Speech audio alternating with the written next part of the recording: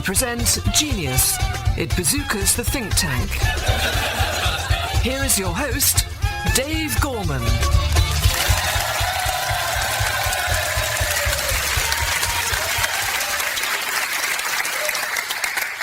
Hello, I'm Dave Gorman and welcome to Genius, the show all about your ideas. Every week, a celebrity guest and I investigate inventions, scrutinise schemes and peruse plots, hoping that amongst them there will be evidence of that rare but beautiful thing, genius. Team Genius receive thousands of ideas and we read them all doggedly, looking for the various qualities that are needed to secure a place on the show. These qualities include originality, and every now and then an idea spectacularly fails. Mrs. Alice Palmer from the Isle of Man wrote us an email saying, "I have noticed that football is an unerringly popular sport. There are various competitions at club level here in the UK and across Europe, but international matches seem to be just one-offs. My idea would be to arrange some kind of football tournament between the nations of the world. Sort of like the Olympics, only purely for football." That's clearly not an idea we will be troubling our guest with this evening. And what a guest we have. His forthright views on art have won him friends and foes alike, but also awards. I was a critic of the year 1988. I was 17 and not doing very well with the girls at the time, so it's understandable. But my guest was the critic of the year 1988. Ladies and gentlemen, the genius that is Brian Sewell.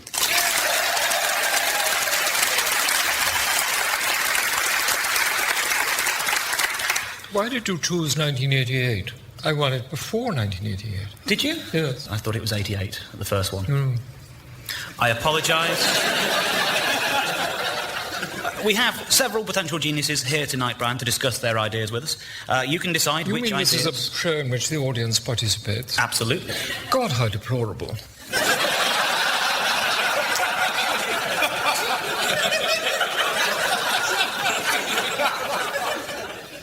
That's the way to win them over. You can decide which of the ideas are and which are not genius, Brian, and at the end of the show, I will ask you to name your two favourites. The audience will then decide which of them is the toppermost piece of genius, and that idea will secure for its owner this glorious work of art, the Genius Trophy. I don't know if you remember a while back, Brian, there was a fire at the Montmartre warehouse in East London. Many of the works in Charles Saatchi's collection went up in smoke. Do you know how this trophy survived? It survived because it was stored somewhere else entirely. A King's Cross heel and key bar, to be precise.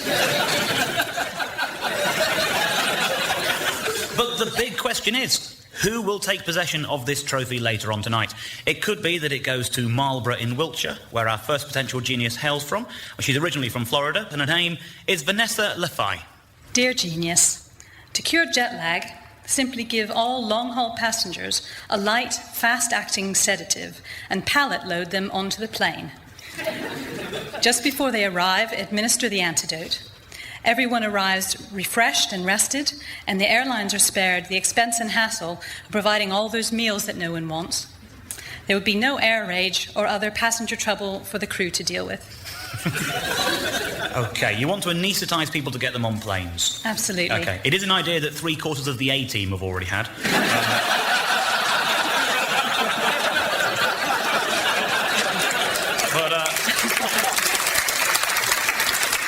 But you have spotted the mass market potential. What do you make of this, Brian? Is there a difference between the A-team and the A-list? Very much so. The A-team were once on the A-list, and now no longer are. Ah, yes. I think this is a rather good idea. I have one quibble, which is that I would not put the antidote on offer before they get off the plane. I would throw them out of the aeroplane, leave them on the tarmac and let them recover in their own time. Speaking as a man who has woken up on a baggage carousel, not entirely sure I'd go with that. I don't know, are you actually bringing them round before the plane lands? Or Just as. In fact, in the arrivals lounge they could wake up, or perhaps at the wheel of their hire car. Yes. That's a very good idea. Yeah. Actually, I think it would be even better to unload them still unconscious, banking on the fact that there will be somebody to meet them. You know, all those people holding up cards saying, Yes. Mr. So-and-so. And you simply present the driver of his car with an inert package. Yes. The baggage comes down one chute and the passengers come down another. Why separate them? And they're married up.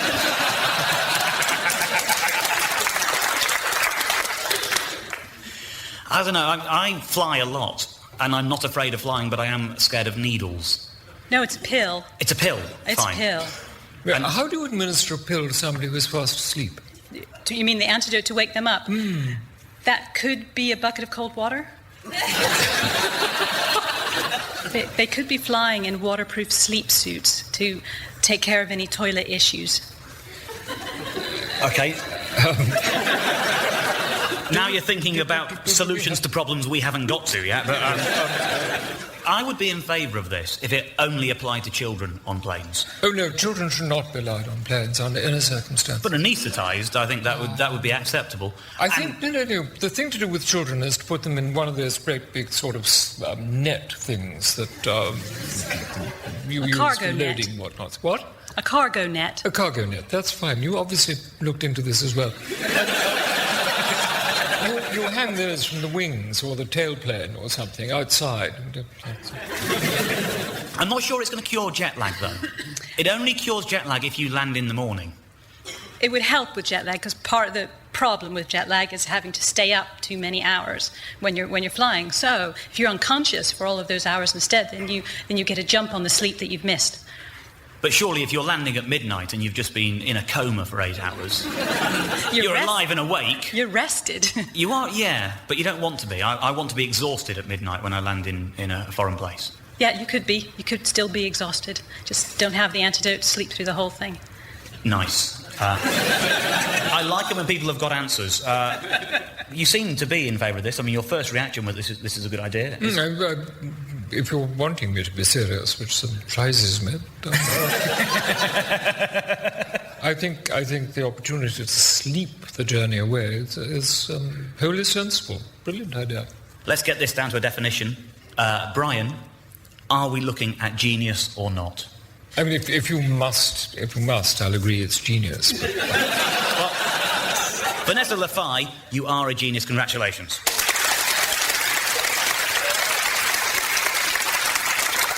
OK, well, let's see what our next potential genius has in store. He's Nick Darby from Bristol. Dear Genius, I have a 3-part plan. First of all, I set up a premium rate phone line. Then I buy a pickup or a white van and paint the premium rate phone number on it with the words underneath, "How's my driving?" Third, I swerve my way down the nearest motorway like a lunatic. It should pay for itself in a couple of weeks.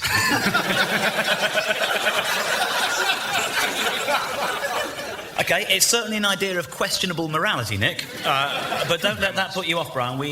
Genius comes in all forms, evil, good, and everything in between. How does this grab you as initially? What's your first thought? It sounds like a reality programme on Channel 4. I don't know whether that's a good thing or a bad thing. Think of Big Brother. It's a bad thing. But surely it's an idea that could make this man rich. Yes. What's that got to do with anything? Money has nothing to do with anything. No. Money is just sort of... It's my job to try and defend these... I think you're degrading the word genius. It's clever, in the nasty sense of the word. I wasn't sure that this would work as an idea because I don't believe that anyone has ever called one of those lines. So I called them up to ask if anyone had ever called this line. Yeah. You've never heard anyone more grateful for a conversation. Basically, 5 people had called that phone line, including myself, and the other 4 were also asking if anyone else had ever called. I'm not convinced people are actually going to make the phone calls to earn you the money. How many years were these 5 calls? I don't know, which is odd, because we went out for a couple of months. I should have asked them more details.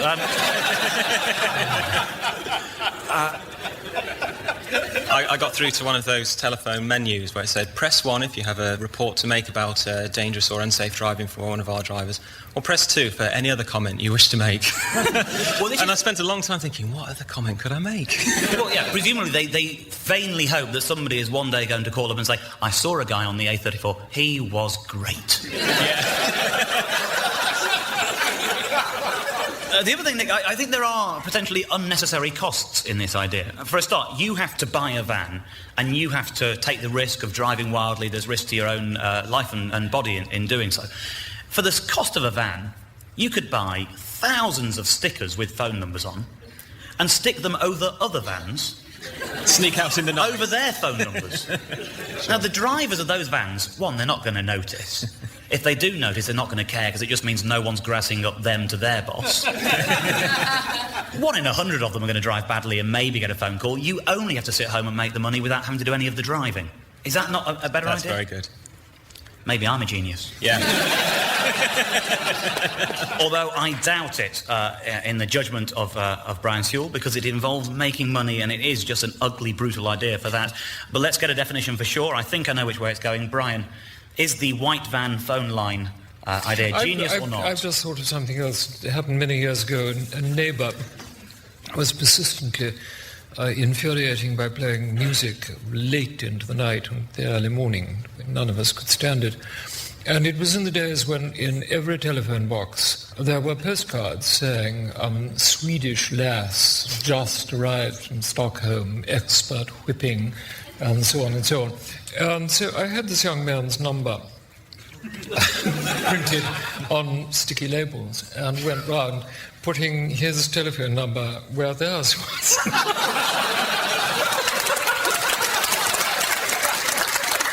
He left the area. Gone in 3 weeks. Presumably because he'd made so much money he could buy a bigger flat, I don't know. All things are possible. More importantly, is Nick Darby genius or not? No. Nick, Definitely not. it's bad news.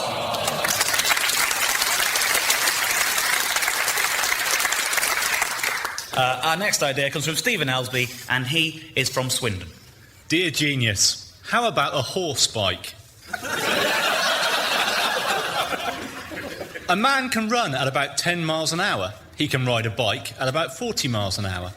A horse can run at about 45 miles an hour. Do the maths.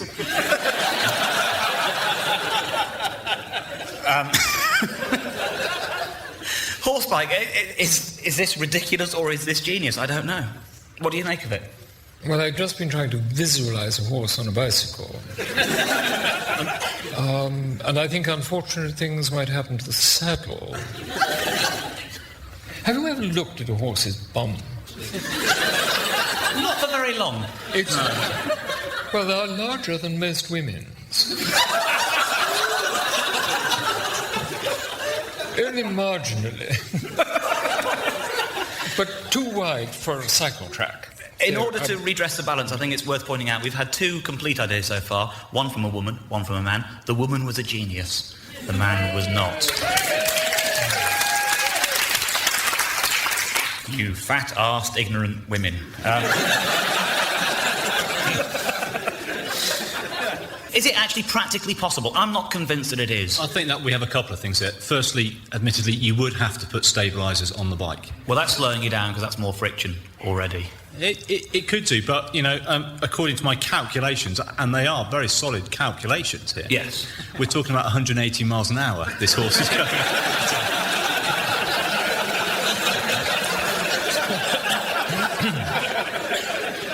Well, let me put this to you.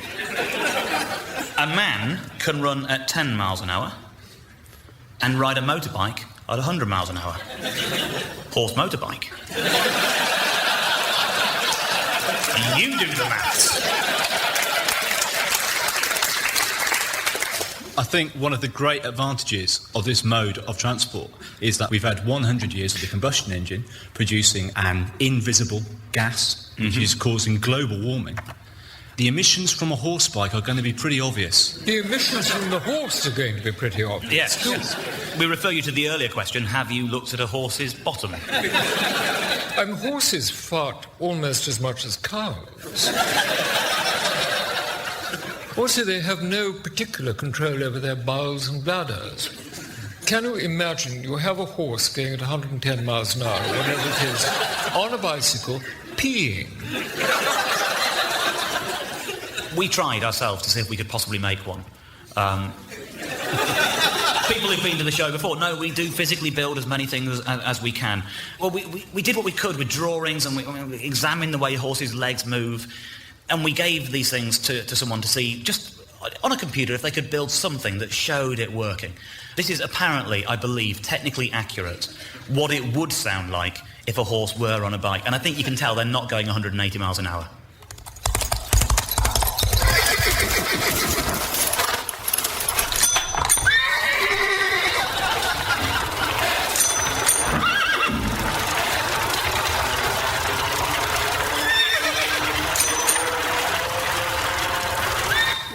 I think it's interesting that our sound engineer does imagine that the horse will want to use the bell.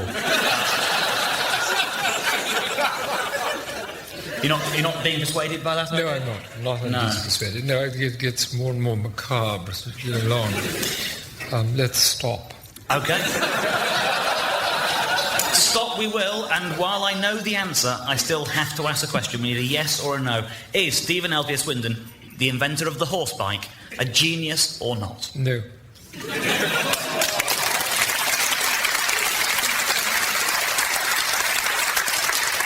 Let's see if this next idea pushes your buttons, Brian. It comes from Gordon Clow, who comes from Nottingham. Dear genius, isn't it great when the clocks go back in autumn and we all have an extra hour in bed? Well, why not put the clocks back an hour every night? Everybody would be happier, we would be more alert as a nation, giving us a competitive edge over other developed countries. There is one drawback in that over the course of the cycle, 24 days, about half of those days will have the daytime during the hours of darkness. But they manage in northern Alaska with no daylight at all for months. Genius, I hope you agree. OK, well, Gordon thinks it's genius, Brian, and he hopes that you agree. What are your first thoughts? I'd like to adjust it, which is it's not the same idea at all. It's simply that we should go on to continental time. So you just like to live I find it absolutely infuriating to go to France and lose an hour on the way. The idea of losing an hour. You start off with breakfast and with the idea of Paris, lunch together. That's seductive. And you arrive after lunch. Because we've lost the hour. We haven't done anything, it's just been taken away from us. Now, you're proposing to give us an hour back, but every day, and that will just make life too complicated. I have got a genius idea that could solve your Paris dilemma. It's called a late lunch. There is nothing more humiliating than going into a French restaurant when they are, as it were, doing the washing up. They don't want you. They want you there at the proper time. They want you there at lunchtime. They don't want you just strolling in at 2:45. No, that's not a good idea. And his isn't a good idea either. I'm not sure. For a start, basically this means that every day lasts for 25 hours, which is more work for Jack Bauer already. Jack Bauer is... Do I lie or do I tell the truth? Jack Bauer is the central character in the television programme 24, which thematically takes place over the period of 24 hours. So it's lots more work for Jack Bauer. Why do you expect the audience to know that? Well, they did. Well, I guess I didn't assume they would, and I assumed that some of them didn't. But enough of them did to make those that didn't think, well, it's probably something I should have known. However, we have strayed somewhat from the sort of 25 hours in a day, an extra hour in bed. I think perhaps you're not appreciating the sleep. I mean, I'm a new father for the second time. An extra hour a day, it would just be fantastic. Well, the remedy for you is to put a knot in it or whatever.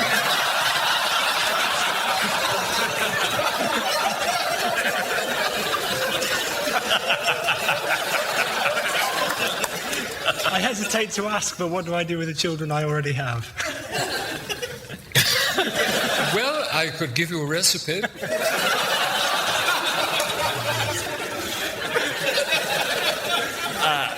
mean, it's almost pointless me asking a question, but the format of the programme, it demands that we find out for sure whether you believe that putting the clocks back an hour every day is genius or not. I think if you want to bring the country to a stop, it's a brilliant idea. So I'm prepared to give it the That's exactly what I'm wanting to do.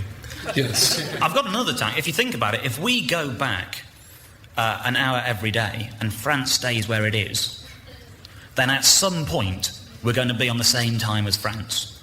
That's your day to go to Paris and have lunch. Am I right or am I wrong? Is this man a genius? Certified. You're certified a genius. Gordon Clover from Nottingham. OK, now before I introduce this next idea, I want to tell you all, we know that there is no way our next potential genius could have known who our guest was going to be this week. We also know that no one could have come up with an idea better suited to this particular situation. I want to see what Brian makes of this idea. I'm excited. This idea comes from Mike Bottomley of High Wycombe. Dear Genius, I propose that all Thomas the Tank Engine episodes are re-recorded with Brian Sewell as the narrator.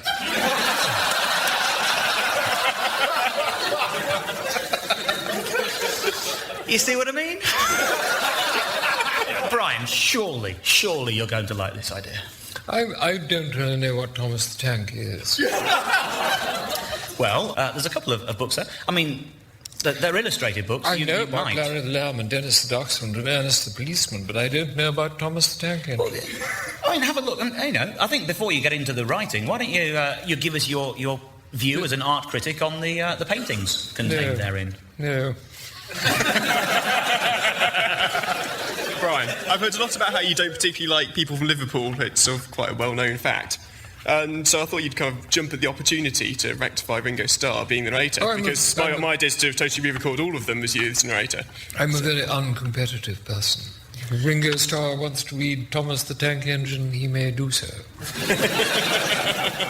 Well, let's see. If we give you a small sample of Thomas the Tank Engine to read, maybe as you read it, maybe the joy of the literature will come through. And this is an original Reverend W. Awdry script for you. It's been adapted. So if you wouldn't mind, at least give us so we know, before we go home tonight, at least we know what it would have sounded like for Mike Bottomley's idea to have been brought to fruition. There's a version of it there for you. The syntax is terrible.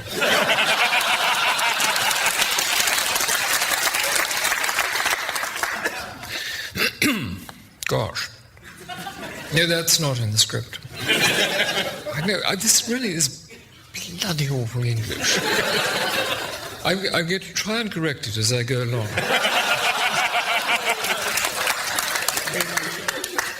I have some good news, said the Fat Controller. We are opening up a new line. Which one of you would like to work on it? All the engines said yes. So eventually the Fat Controller took off his top hat, put all their names inside it and drew one out at random.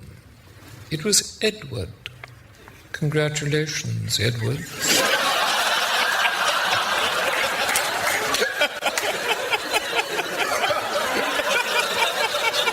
You see, it's a winner. People are enjoying it. That day, Thomas took several cattle trucks on his normal route. He was jealous of Edward working on the new line. All the engines were. Lucky Edward. That night, they gathered in the train shed and waited for Edward to return and tell them all about his new and exciting line. They were surprised when he returned because he didn't look happy. "What's up?" asked Thomas. "The new line went between the Tate Modern and Tate Britain," said Edward.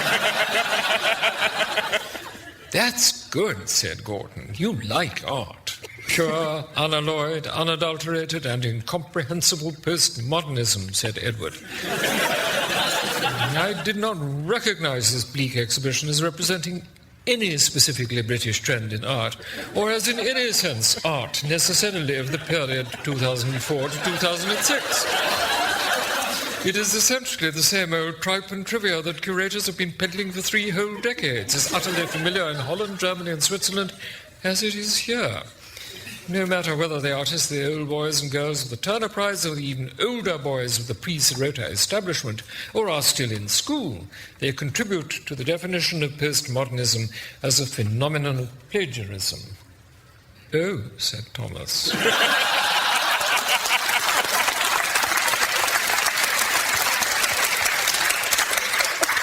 I was told this was going to be a serious programme about genius.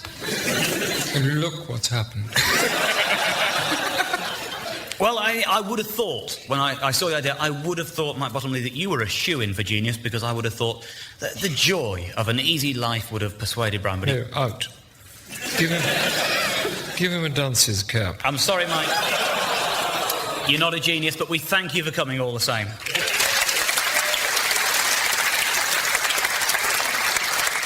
Well, I was about to ask you which were your two favourites, but only two ideas this evening qualified as genius, which means those are the two which go head-to-head with our audience. I would like to invite Vanessa Lafay and Gordon Clow to rejoin me on the stage. All those in favour of sleeping on planes?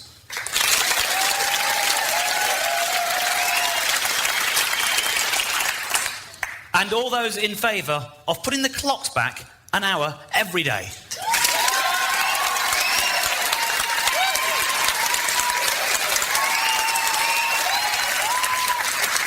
Thank you very much, Vanessa, for coming. You're a genius, but you're not the toppermost genius of the night. Thank you very much indeed. Gordon Clow, is this the greatest day of your life? The proudest moment, better even than having children. Here is the Genius Trophy. It's a proud man. Thank you very much.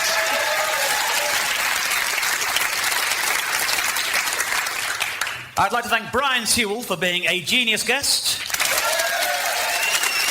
Everyone who pitched their ideas, genius or not, and of course you for listening. But there is just time for a few ideas suggested by tonight's studio audience, which include improving whoopee cushion design by adding in a foul smell, a Burberry-seeking missile,